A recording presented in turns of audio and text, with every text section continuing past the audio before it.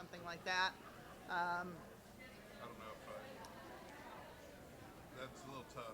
So, and I'm gonna say you don't have to. I mean, that's normally just what we do. I mean, that for the Q&A, that's what we do. Is we work on them tonight so that we're just doing the answers. I have been up till 1:30 in the morning working on them, but Say yeah, that's high speed. it's difficult. Yes, the resource table has helped a lot because they're doing a lot of the research right now for us. Where's the code? What's so it saves us a lot of time. That's a good idea. But too. yeah.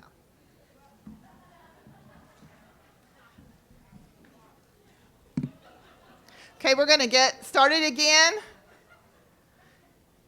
We're back to new legislation. I know you don't want to hear this, but I did not get through all of my information on the changes to the AFR, so we are going to go over that tomorrow morning. First off, it's going to be a few more minutes of your time, but just so you know, it's not everything. It's the big stuff, but it's not everything. There's a few more things I need to talk to you about that are going to be in the notes. Okay. Dan is back with us, and he is going to give some additional legislation from DLGF's perspective. So please welcome Dan Shekel back. Good afternoon. Well, thank you. You remember Fred's presentation. Lori and I are the last ones to stand between you and the 20s party this evening?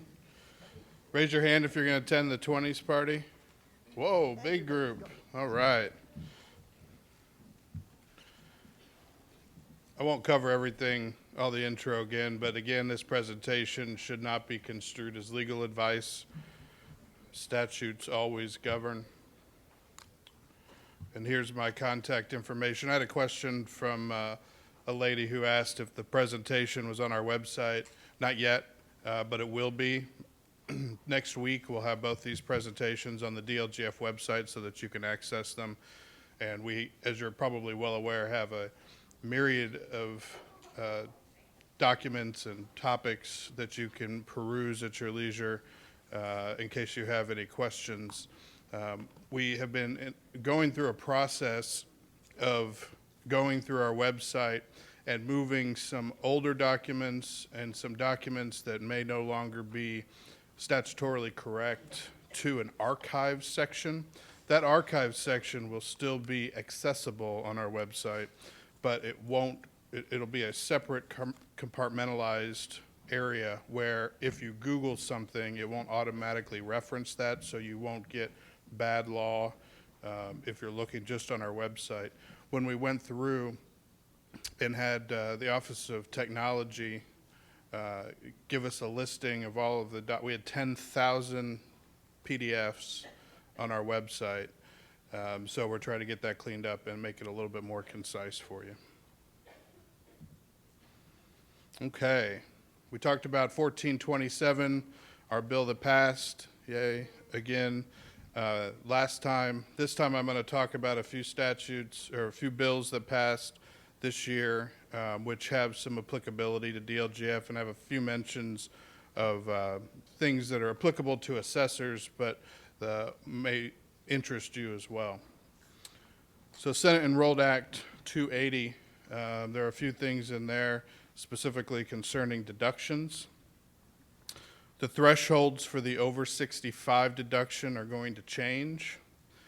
The assessed value threshold is going from $182,430 to $200,000, and the deduction amount for the taxpayer is changing from $12,480 to $14,000.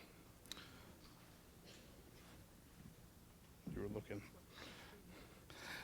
The limitation on other deductions the taxpayer is eligible for remain the same as they were before. So an individual is not eligible for other deductions if they take the over 65, with the exception of the mortgage deduction, homestead deduction, supplemental homestead, and the deduction for fertilizer storage. Annual adjustments of property under Indiana Code 61.1-4-4.5 will not increase the AV for the purposes of this deduction going forward. So only when the property is reassessed can it increase for the purposes of the deduction threshold, if that makes sense. So just once every 4 years, can they then exceed that threshold and be ineligible for the deduction?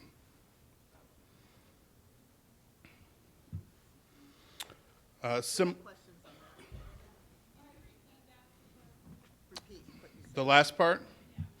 So the deduction, the way that the statute is written, if, let's say, for example, I get a over 65 deduction and my home is, assessed value is $190,000, the next 3 years it's increased for trending. That trending will not influence whether that person is eligible for the deduction.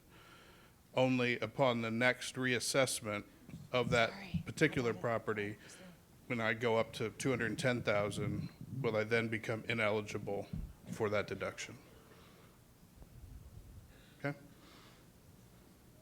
Similarly, disabled veteran deduction was also increased. The threshold was increased to $200,000, and the deduction amount, like the over 65, was increased to $14,000. And just like before, like we just clarified, the over 65 deduction is the same. The threshold is not affected by the annual adjustment, only the reassessment. There have been a repeal of a number of deductions. The Veterans Mortgage Deduction, the Coal Conservation Systems Deduction, Coal Conversion System Deduction, Coal Combustion Product Deduction, Aircraft Deduction, Intrastate Aircraft Deduction, and Recycled Coal Combustion Byproduct Personal Property Deduction have all been removed from statute. Business personal property exemption. This bill increased the threshold for being exempt from filing business personal property returns from $20,000 to $40,000. This was worked on by the Auditor of State's Office and DLGF. Due to confusion on how and where to send the penalty money collected for failure to either timely file the return or file a return at all, a taxpayer must now list where that property is located within the county on the exemption application. And for your information, the assessor is now required to mail each taxpayer who is subject to the assessment information on the date the return is due, contact information for the assessor's office, and instructions on how to obtain the forms to file the exemption. And a taxpayer may now elect to receive this information by email instead of by regular mail.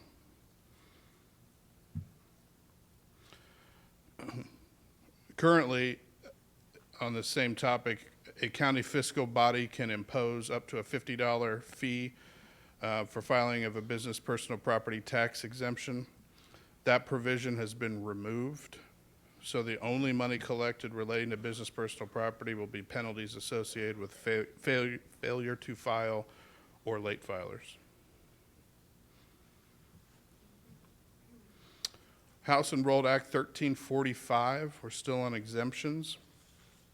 The legislature has restored an exemption for property owned by a nonprofit public benefit corporation or a 501c3 if the property is used in a charitable manner by a nonprofit organization. They're to be given to a low income individual to be used as a family residence. Think Habitat for Humanity, that build houses for folks and give them away. That exemption expired at the beginning of 2017, but is being reinstated in its original form. I didn't see any other changes with the exception of the date where it's applicable.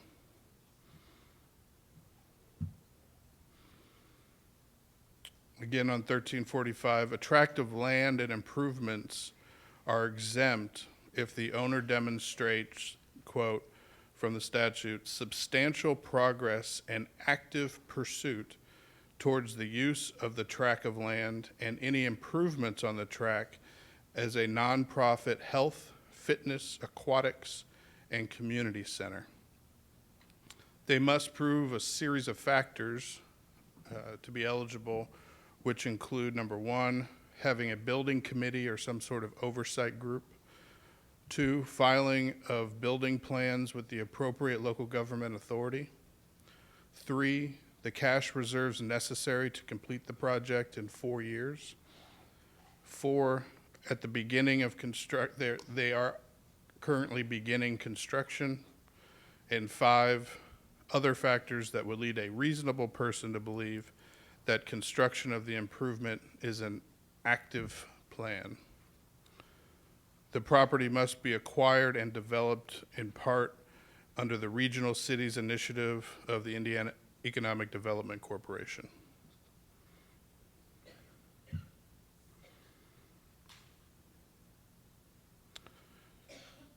So refunds for this the exemption I just spoke of, refunds for property that would have been exempt in 2017 and 2018, which folks can now file for, must be refunded in a single installment.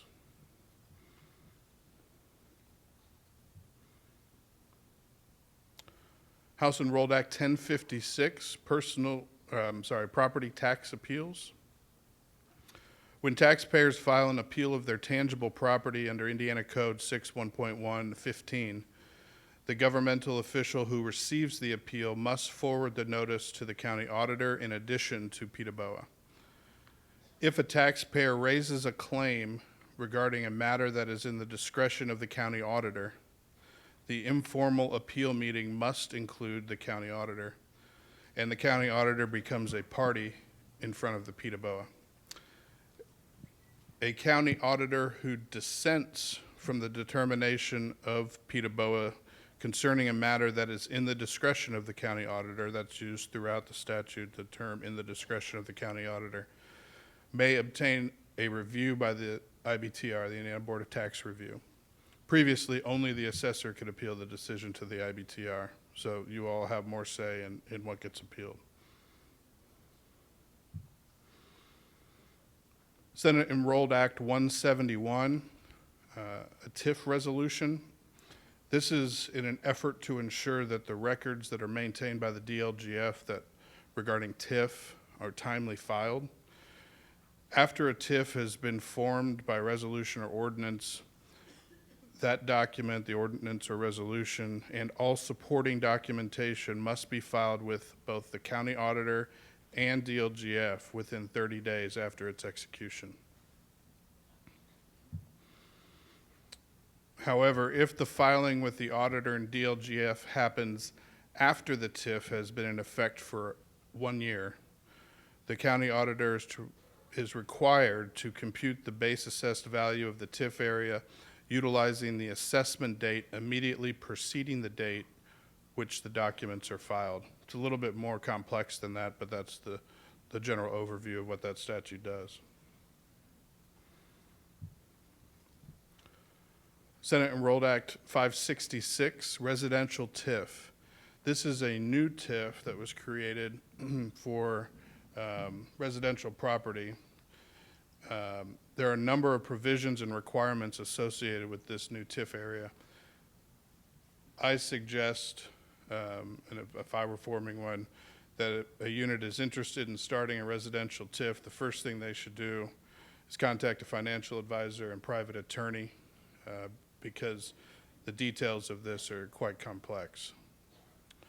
One interesting provision of the bill specifies that a program may not take effect until the governing body of each school corporation affected by the new TIF area passes a resolution approving the program. So all of the schools have to approve. Another provision requires that the DLGF must determine if the TIF meets all requirements of the statute before the TIF can go into effect. Excuse me. We are still working through the details of this requirement and will provide guidance soon through a memo. Most likely, what's going to happen is DLGF will create some sort of checklist of items that need to be included in the submission to DLGF for our approval, and the unit must provide all relevant documentation regarding those checklist items to ensure that they're satisfied. And once that happens, DLGF will issue some sort of order signed by the commissioner that will say that they are approved to move forward.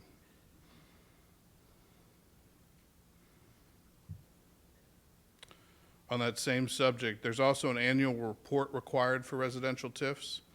And based on that report, the county auditor is required to pass through excess funds to the respecting taxing units. Under this bill and this new statute, TIF revenue may be used for the following.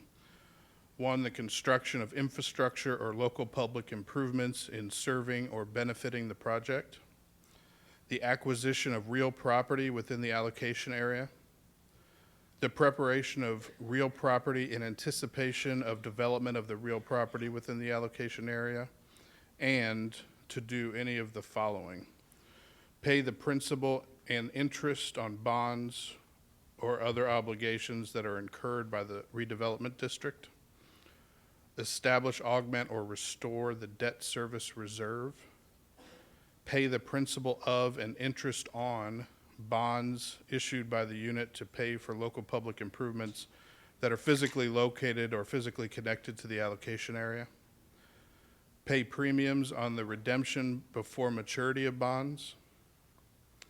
Make payments on leases in the allocation area, or reimburse the unit for expenditures made by the unit for local public improvements that are physically located in or physically connected to the allocation area.